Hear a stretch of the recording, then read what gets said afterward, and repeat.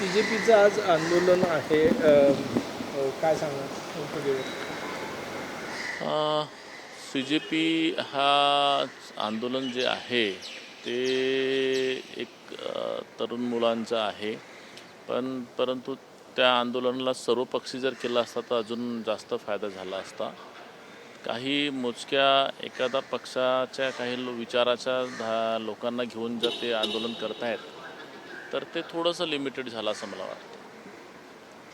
कसं पाहता? खरं तर मोठ्या संख्येनं काँग्रेसचाही पाठिंबा मिळाला आहे. काल उद्धव ठाकरेंनं मुंबईत राहून आंदोलनाला एक प्रकारे पाठिंबा दिला. आज ठिकठिकाणी आंदोलन होत नाही, आहे. पाठिंबा दिलं तो हे नाही आहे, परंतु त्या आंदोलनाला राजकीय रंग देऊन त्याला राजकारणाचा फायदा घेण्यासाठी जर कोणी प्रयत्न करत असेल तर ते चुकीचं आहे.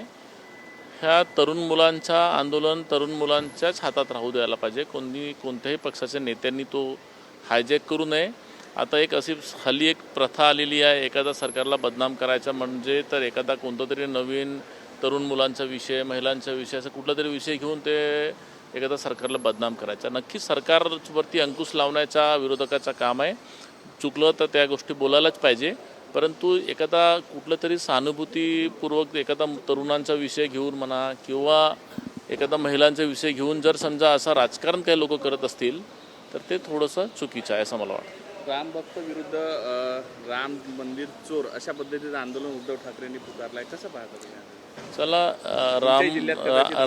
रामजींच्या आटून आले उद्धवजीने हेच आमच्यासाठी मोठा विषय आहे. आणि राम हे कोणत्या एखादा पक्षाचे नाही, सर्व पक्षांनी करायला पाहिजे. पहिले काही मतासाठी काही लोक रामजींना विसरले होते, आता ते आठवण करतात, ही मोठी गोष्ट आहे.